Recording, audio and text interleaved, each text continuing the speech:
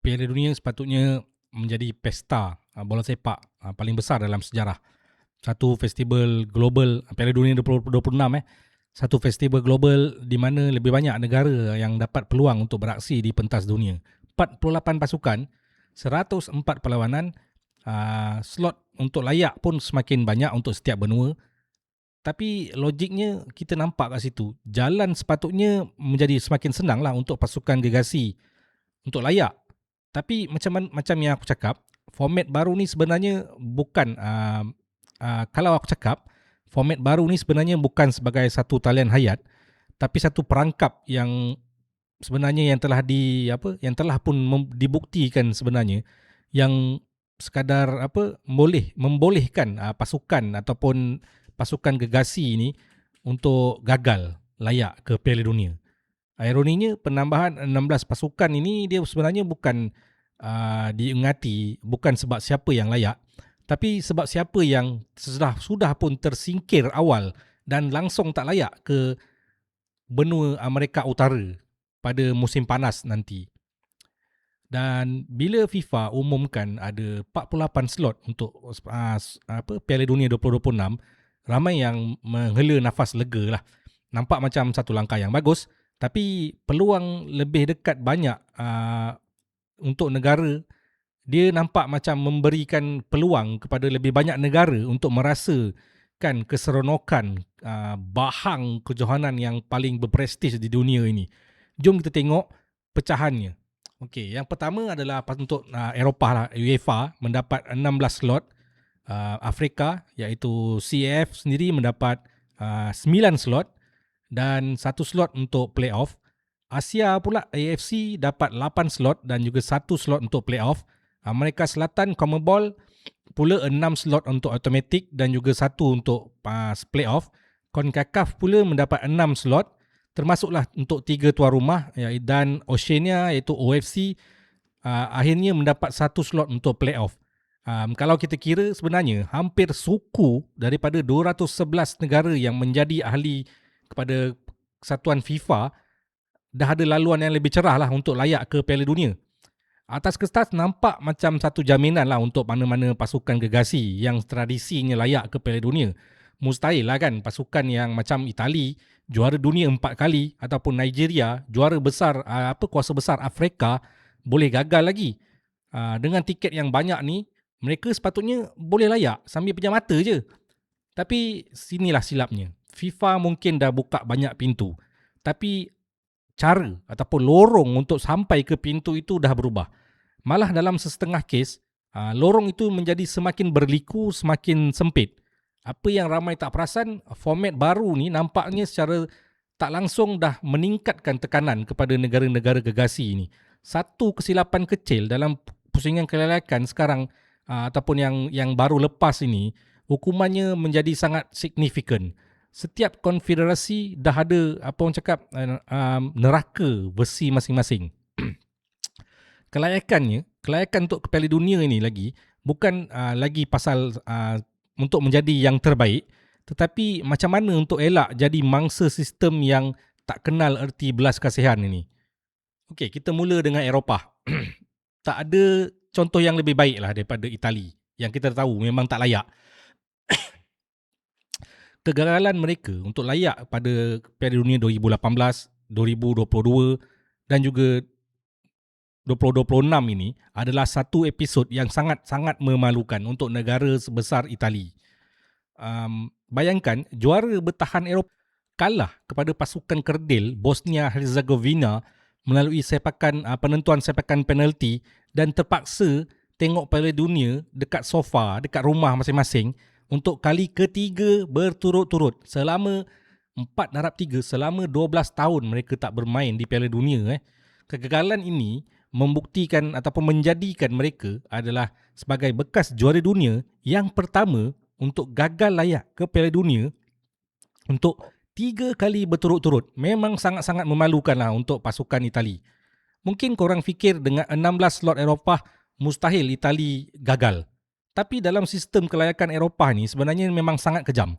Laluan kelayakan UEFA ini umpama laluan berapi yang tak ada belas kasihan langsung lah. kedudukan dalam Nation League, UEFA Nation League sendiri akan menentukan sebenarnya balang undian untuk mereka lah.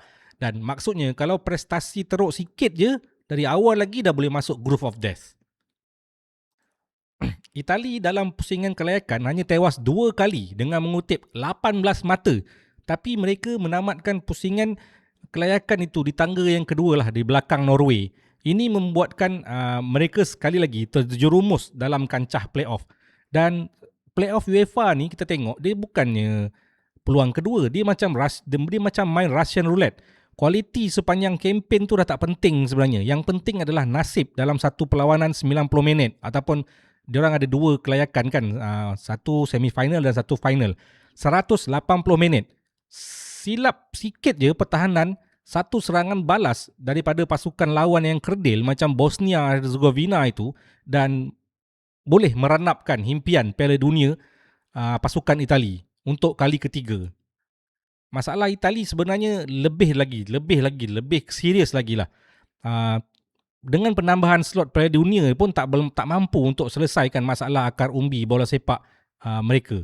Serie A, yang dulu liga terhebat dunia, sekarang ni struggle nak hasilkan bakat tempatan yang berkualiti ataupun yang boleh dikembangkan dengan lebih baik lagi. Kelab-kelab lebih suka fikirkan keputusan jangka masa pendek dan bagi peluang kepada pemain muda daripada bagi peluang kepada pemain muda Itali untuk berkembang. Sistem pembangunan remaja mereka juga dikatakan terlalu fokus kepada taktik sampai skill individu itu terabai.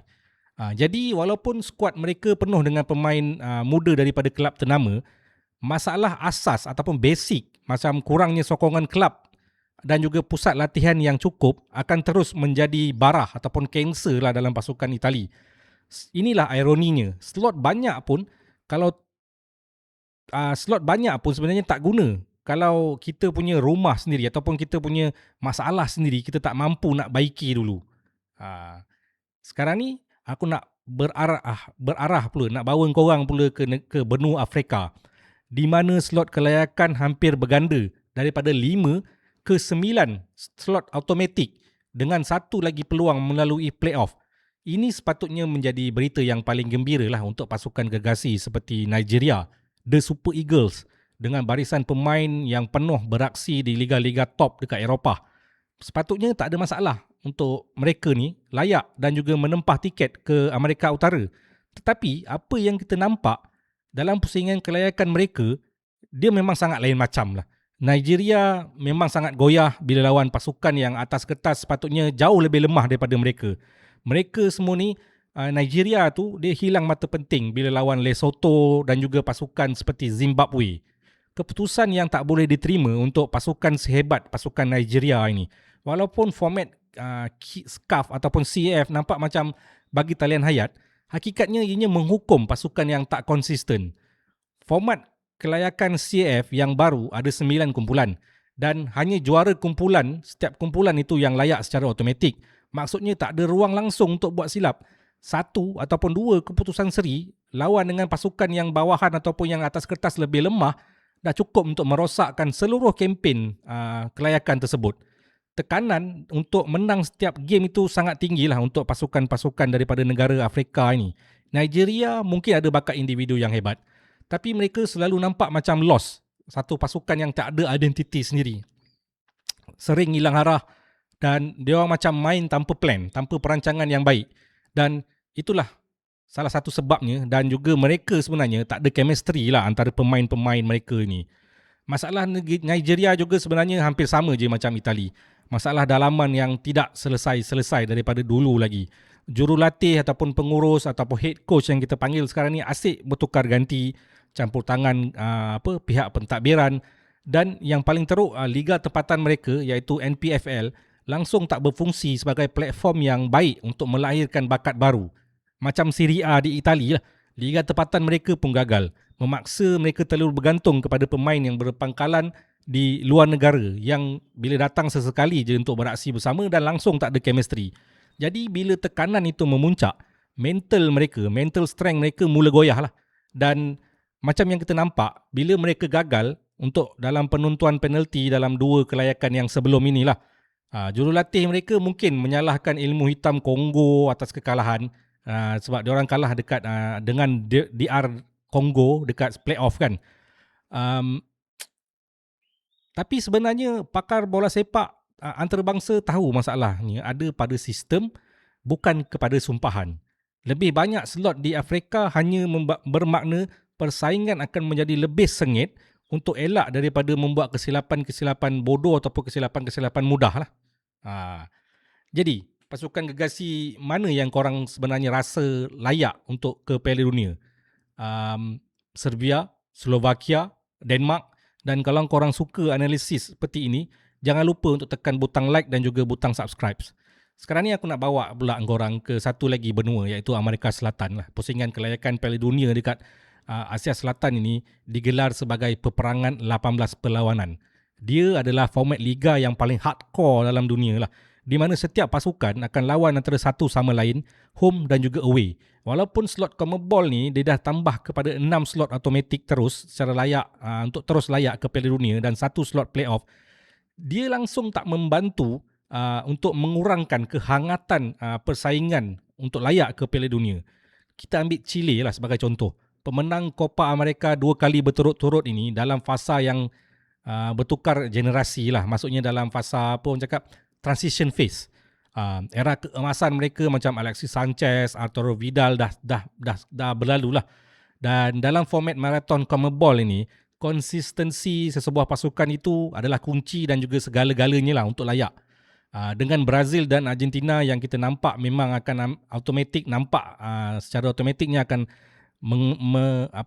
membolot 2 slot automatik itu, baki 8 pasukan kena berbunuh-bunuhan lah untuk layak merebut 4.5 slot yang tinggal. 4 slot automatik dan 0.5 iaitu slot yang kelayak ke pusingan playoff lah.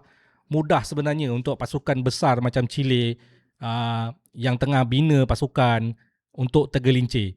Mereka tewas 11 kali dalam terjerumus ke tangga yang ke-10, iaitu kedudukan tercorot dalam pusingan kelayakan di CONMEBOL tersebut. Bayangkan selepas 18 perlawanan yang memenatkan hampir selama 2 tahun, nasib mereka ditentukan dalam satu perlawanan hidup mati bertemu dengan pasukan daripada Asia, Afrika ataupun CONCACAF. Tapi yang kali ini sebenarnya mereka memang dah tak layak lah sebab dah duduk ke tangga yang tercorot kan. Untuk pasukan yang layak itu, yang ke playoff itu, satu pengakhiran yang sangat kejam lah, terpaksa berlawan dengan pasukan daripada benua lain lah dalam pusingan playoff. Kebangkitan pasukan macam Venezuela yang bukan lagi pasukan belasahan, dia menambahkan lagi sebenarnya kesukaran dan juga kesusahan dalam pusingan playoff ataupun pusingan kelayakan yang paling kompetitif di planet bumi inilah.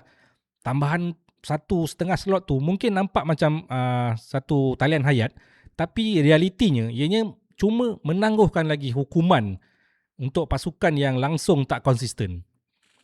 Jadi apa cerita sekarang ni? Paradoks sebenar Piala Dunia 48 pasukan ini bukanlah ia mengurangkan kualiti kejohanan tersebut. Sebaliknya, ianya sebenarnya tengah expose, tengah mendedahkan segala masalah dan juga kelemahan pasukan-pasukan gegasi bola sepak yang selama ni berselindung di sebalik nama besar mereka.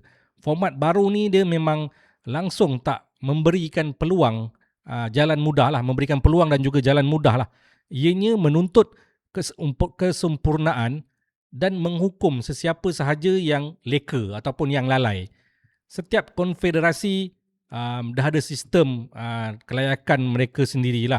Loteri, playoff di Eropah, hukuman untuk setiap kecil, hukuman untuk setiap kesalahan-kesalahan kecil di Afrika dan juga marathon maut di Amerika Selatan.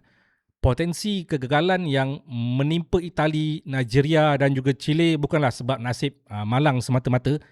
Ianya adalah sistem ataupun simptom kepada masalah yang lebih besar. Masalah apa? Masalah liga domestik yang lemah, idea taktikal yang lapuk, kegagalan membina sebuah pasukan yang padu dan mempunyai persefahaman yang baik. Dalam masa yang sama, sistem ini sebenarnya membuka pintu, sistem ataupun format yang baru ini membuka pintu untuk negara-negara yang lebih kecil tetapi ada perancangan yang lebih mantap, yang lebih baik, macam Cape Verde yang pernah friendly dengan negara kita, macam pasukan Curacao, pasukan Haiti yang mencipta impian mereka untuk layak ke Piala Dunia dan mereka telah pun layak.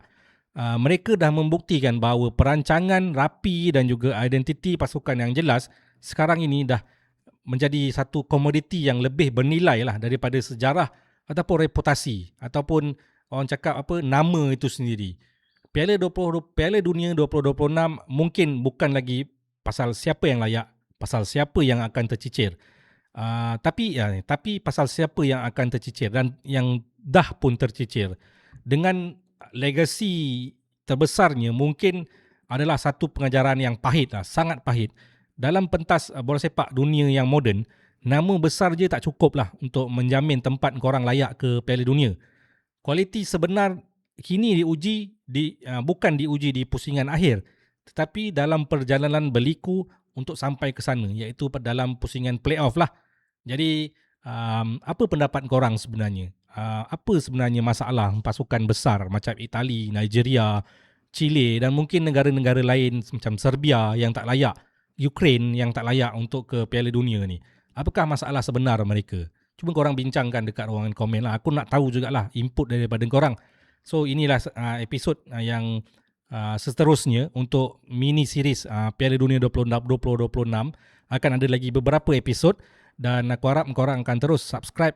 Korang yang masih lagi belum subscribe akan subscribe dan juga tekanlah butang loceng notification tersebut lah, supaya korang tak tertinggal lah konten-konten yang aku sediakan berkenaan dengan Piala Dunia 2026 ini.